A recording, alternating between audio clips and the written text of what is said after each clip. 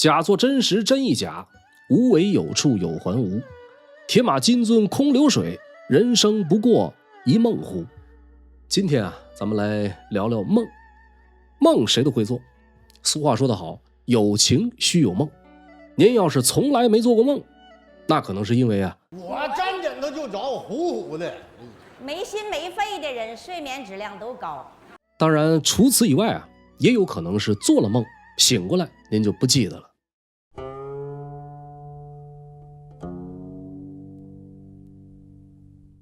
有關夢的話題啊，總是說不完，也道不盡。1980年，在美國邁阿密有這麼個醫院，這個醫院裡邊呢，有一個心理治療科的主任叫布萊恩·魏斯。有這麼一天，這個魏斯啊，接待了一個特殊的病人，病人名叫凱瑟琳，經常感到莫名其妙的恐懼和痛苦，而且這個症狀是從小就有。那麼魏斯醫生先後就讀於紐約哥倫比亞大學以及耶魯大學醫学院，博士學位，邁阿密大學心理治療系副教授。這是一位有着多年豐富經驗的心理精神治療領域的專家，並且呢極其擅長通過催眠的方式進行治療。对於凱瑟琳這種情況呢，可以說是司空見慣。但是聊着聊着，這個魏斯就感覺到了不對勁兒。為啥呢？這個人啊，居然聲稱自己有通靈的能力。這凱瑟琳呢，就說了自己做的很多夢都能夠預知未來。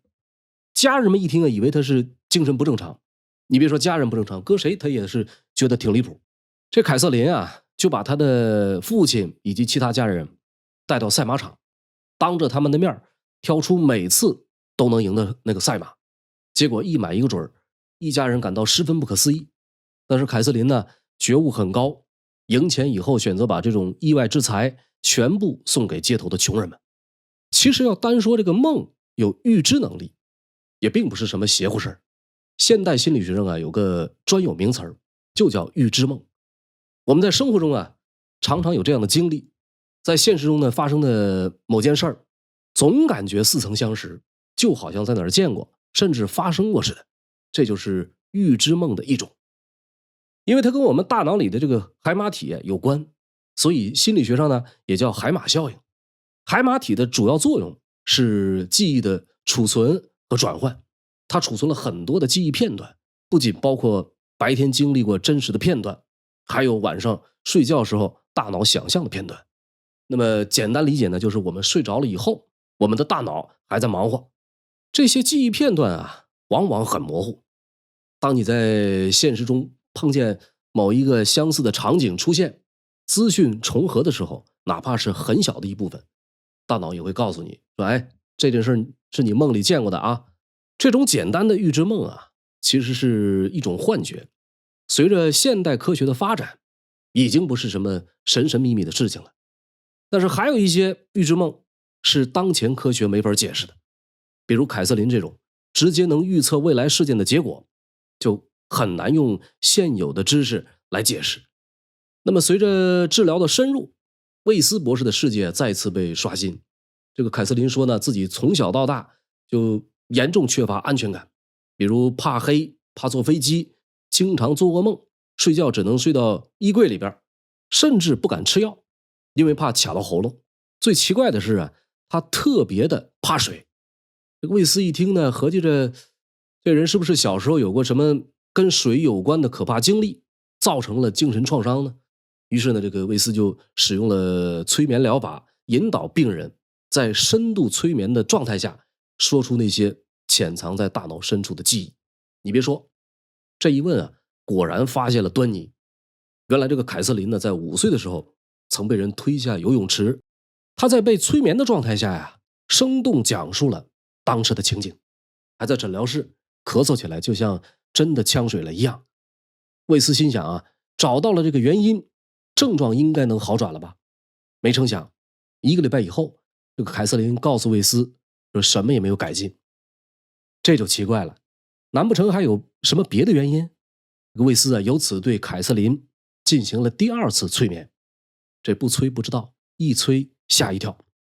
這一次凱瑟琳啊，說自己穿着一件質地粗糙的寬大長袍，走向一棟白色建築，緊接着啊，他說出了自己的名字，叫阿朗達，還說洪水席捲了他的村子，他被淹沒在水中不能呼吸，大浪還卷走了他的孩子。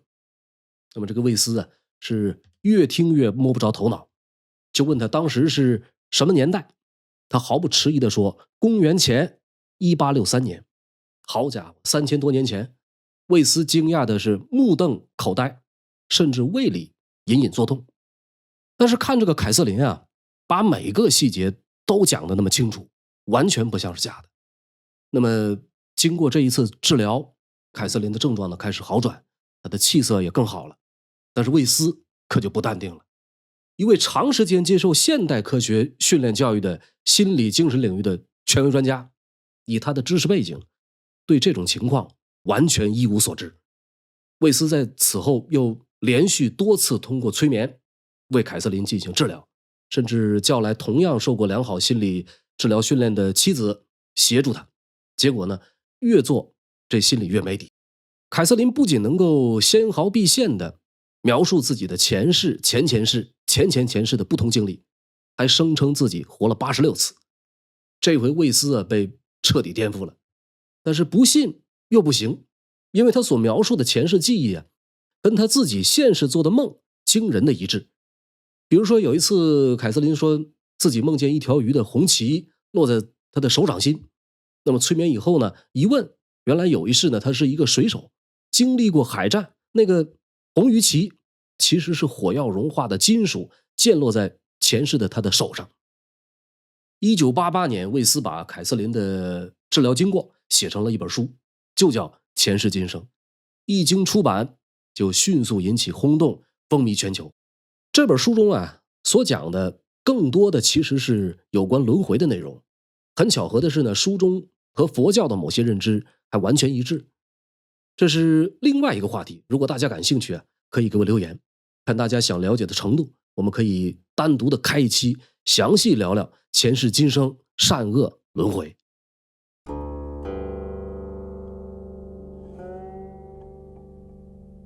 凱瑟琳的案例啊，告訴我們，夢不光是我們今生的投射，還很有可能啊，隱含着我們前世的某些未知的事情。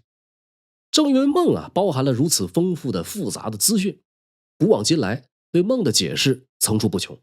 在咱們這邊啊，有一部流傳千年的解夢書，就是大名鼎鼎的《周公解夢》。這周公呢，就是周公旦，周文王的第4子，周武王的弟弟。這個周公是怎麼和解夢聯繫到一塊兒的呢？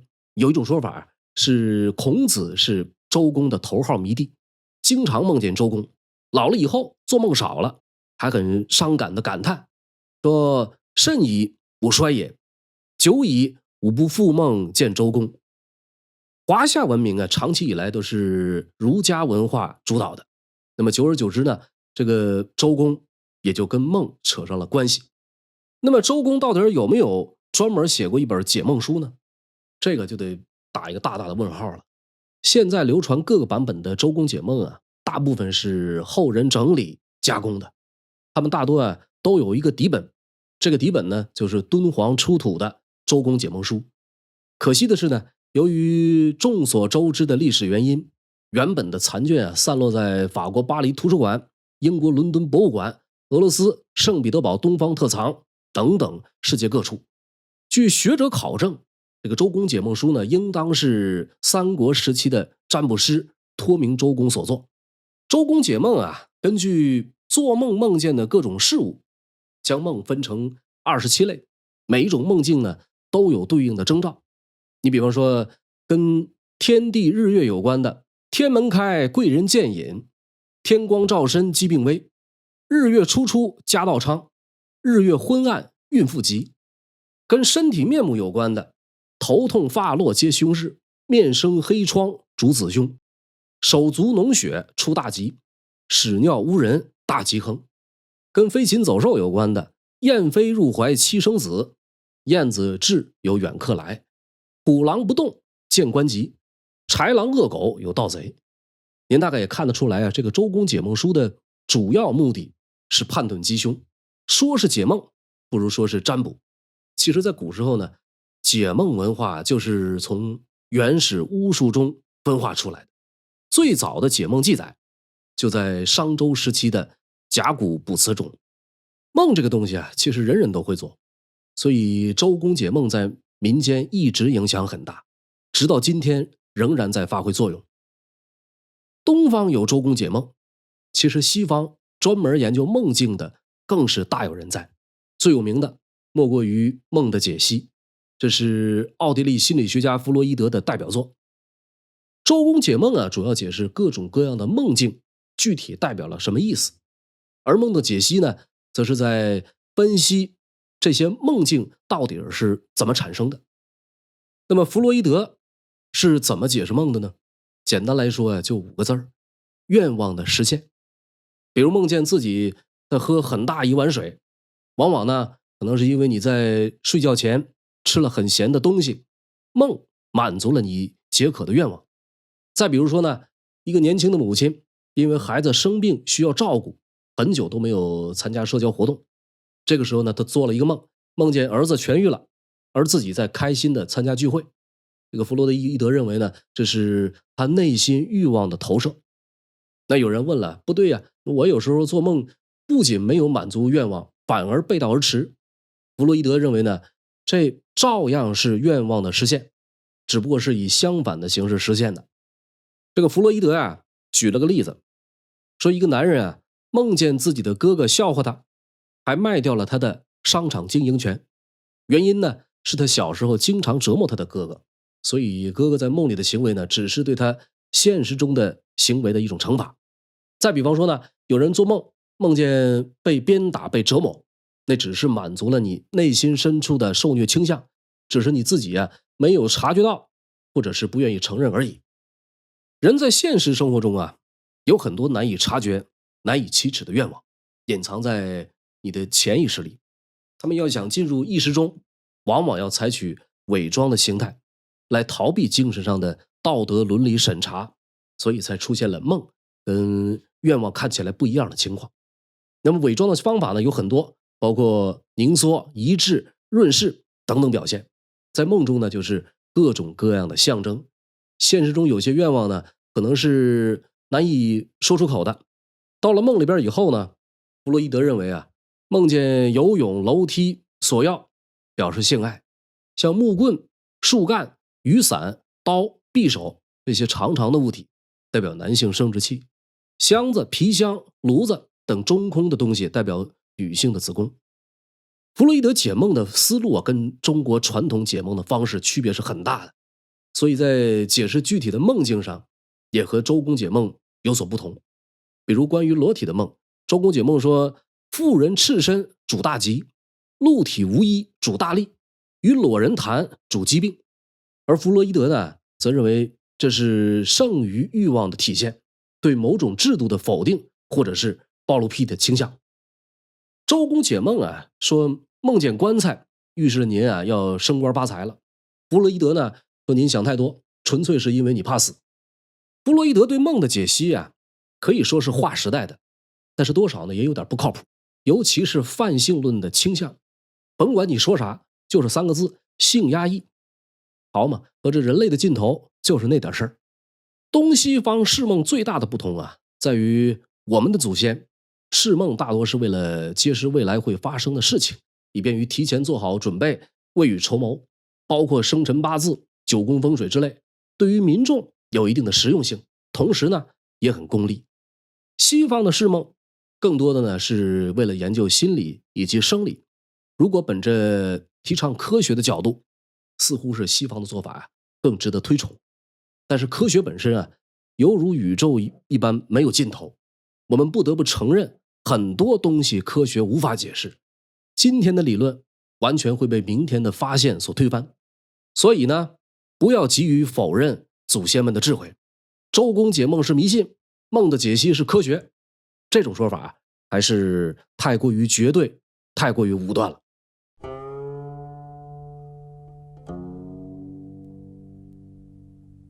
唐代文學家李公佐呀，写過一篇傳奇小說，說的是東平游俠淳于棼在古槐樹下醉倒，夢見自己變成了淮安國的駙馬，娶了公主，生5男2女。後來呢，和譚羅國交戰失敗，老婆也病死。清醒以後，發現這個淮安國和譚羅國竟然都是蟻穴，這就是所謂的南柯一夢。這個故事啊，就是讓我想起另一部經典的電影，叫《楚門的世界》。電影講的是一個叫楚門的小伙子，總感覺生活充滿戲劇性，但也沒多想，直到有一天居然碰見了小時候死去的父親。這個楚門呢，開始覺得周圍一切越來越不對勁兒，比如路上呢，每天都有相同的人和車在反复來往，比如每天在醫院工作的妻子竟然不是医生。他就想，難不成大家都在演戲嗎？影片的最後呢，這楚門總算發現他所生活的这所城市其實呢是一個巨大的攝影棚，他的妻子、同事、鄰居、父親無一例外全都是演員，他的童年、家庭、婚姻、事業全是導演一手設計好的。這與南柯一夢中的蟻穴啊，還真是很相似。創造世界一般呢是造物主幹的事兒，但是人可以發揮想象，偶爾 cosplay 一下，而夢境呢就是最好的實驗場。2010年，諾蘭執導的科幻片《盜夢空間》在全球熱映，香港呢譯成《潛行凶間》，台灣譯成了《全面啟動》。這部電影裡邊啊，設計了一個築夢師的工作。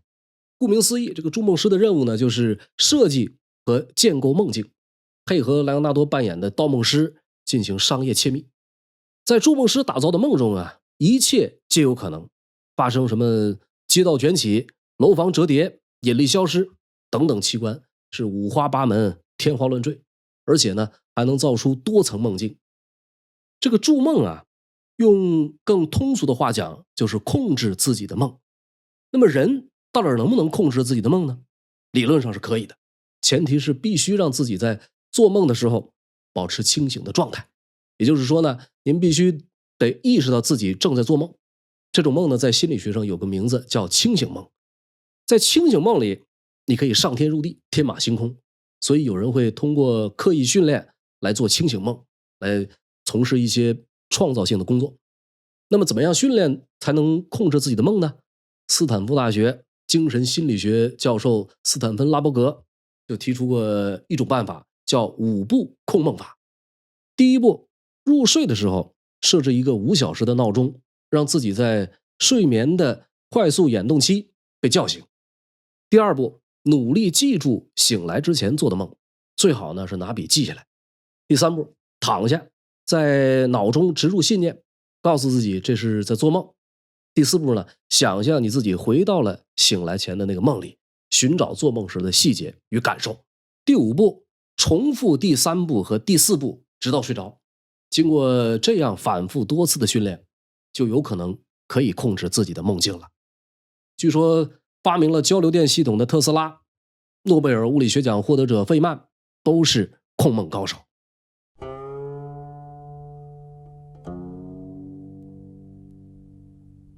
近些年以來啊，有關夢的各種研究不斷的取得進展，可是關於夢境，人類目前所知的仍然只是冰山一角，有很多事情是說不清楚也講不明白的。印度歷史上啊，出現過一位天才數學家，叫拉馬努金，這也是個奇人，沒有受過專業的學術訓練，卻在一生中寫下了近3900條複雜的公式，而且沒有任何的推理過程。有人感到好奇啊，就問他說：“你這些公式是怎麼想出來的呀？”拉馬努金的回答是呢，說不是我自己想出來的，都是一個叫納瑪卡爾的女神托夢告訴我的。更加離奇的是啊，經過後世數學家的檢驗，這些公式一個一個都被證明是正確的。1968年啊，菲利普·迪克發表了科幻小說《仿生人會夢見電子羊嗎》，也就是電影《銀翼殺手》的原型，講的都是主人公獵殺仿生人的故事。乍一看啊，這個情節跟題目沒啥關係。其實呢，菲利普在這裡提出了一個更深層次的問題：人類和仿生人的界限在哪裡？在他的這部小說當中啊，仿生人在各種意義上都跟普通人類沒有什麼區別。最後呢，只能通過一种叫沃伊特坎普夫量表的这么一個移情測試來確定到底是不是真實的人類。這種測試的核心就是通過觀察受試者對種種假想的道德情景的生理反應來判斷他有沒有同理心。